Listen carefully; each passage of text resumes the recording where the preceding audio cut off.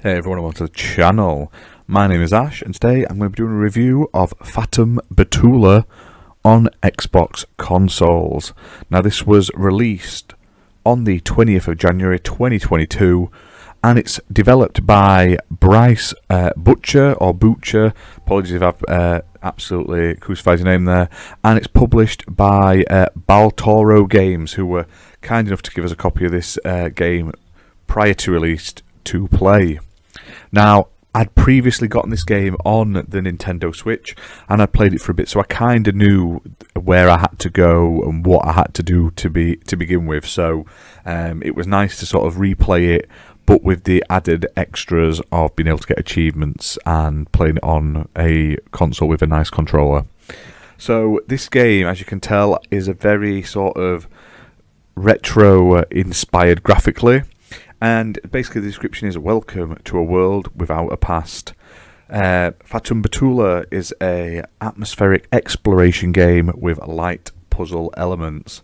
A magical birch is the only thing dictating the future, and it is your job to find something appropriate to feed it with. There are a total of 10 unique endings and a plethora of secrets to uncover. So yeah, so basically at the start of the game, you're in like this temple, this giant big-eyed monster thing comes towards you, and basically you've got to go out and feed this tree that's drinking from the water in this temple.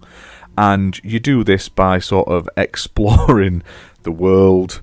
It's not a huge area, but you have to explore it, and there's some light puzzle elements, and you basically collect things in these vials to feed it, basically, and that can be all sorts of different liquids.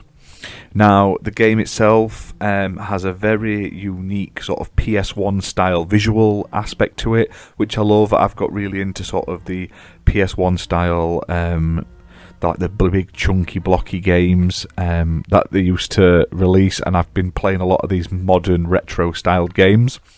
And yeah, it's weird. It's a very strange game. Like, there's some weird characters, weird worlds. It's got it's a strange one. It's very hard to explain. And like, there's different ways and different means of completing and getting these vials filled, basically. So some of them involve killing things and getting the blood. Some involve like feeding things, and then they give you these, they look like little jacuzzis. They're not jacuzzis, they're like pots, but they look like jacuzzis because of the graphics, and filling them up, basically. And yeah, it's a very, very weird game. So the art style, like I say, it sounds and looks really rubbish when you're looking at the video, but for some reason the capturing I did on the 360, I was going to say, then that's not at all, on the Series X, it's not been very good. There's a few like graphical bugs you'll see, and they aren't actually in the game. It just seems to have been from the recording. So I just want to put that out there. Unfortunately, that is just how the Xbox pumped out my recording. Now, when you complete each of these endings, there are some very weird cutscenes that they remind me of sort of like anime endings and stuff like that, where they have like the live action sort of footage and then the text on the bottom, and they go from weird to bizarre. And there's even a secret sort of dev ending where you find like you you don't find a glitch. There's like a secret entrance into this like weird dev room, and then the dev sort of talks to you. It's really cool, but really, really hard to explain. Now, the game itself isn't that long. There aren't a huge amount of areas. You start in the temple, then there's like a little wooded area. There's like an autumny area with a church and some other areas. There's the lake that you've seen earlier on, which also includes the nightmare lake when you go to sleep in the bed and it comes out in the nightmare world. And then you also have the ability to go into the sea, in a submarine. It's absolutely crazy. It's such a weird game. But you can get through it in a couple of hours if you don't know what you're doing. I managed to fly through it probably in about an hour and a half, but I had played a lot of it before and knew what some of the endings were, so I was just sort of going for those things to get certain endings, but then I had to go and find the sort of secret achievements as well. There's some for sort of seeing some sort of random events and seeing certain characters in certain places and stuff like that. So the achievements, most of them, like I say, are linked to the endings, with a couple that are then linked to the there's a couple of sort of random events and a couple of characters that you'll find at certain points in the game. So you will have to play it multiple times. Now you can play through the entire thing, because like I say, a playthrough can take 10 minutes or it can take like a slightly longer, depending on which ending you're going for and if you've got used to the game itself. But if you just do slot saves, it is quite easy to get a couple of the endings, because some of them just involve doing one thing or another, basically.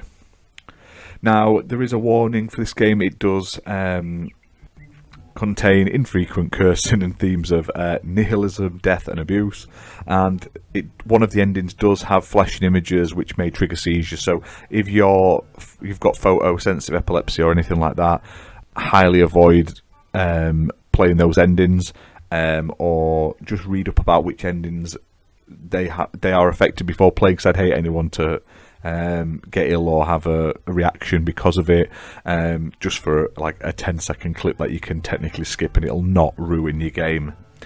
Now, the game itself is playable on Xbox One and Xbox Series X and S, and it does have 60 FPS, which is nice, and it's priced at the grand total of £4.99 on the UK store.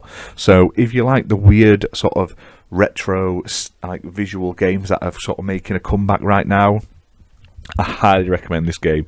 It's so difficult to describe what it is by simply talking about it. You have to play it, because I don't think describing it and showing like me running through it and getting certain endings really gives you the full understanding of what this game is. It is such a creepy, crazy little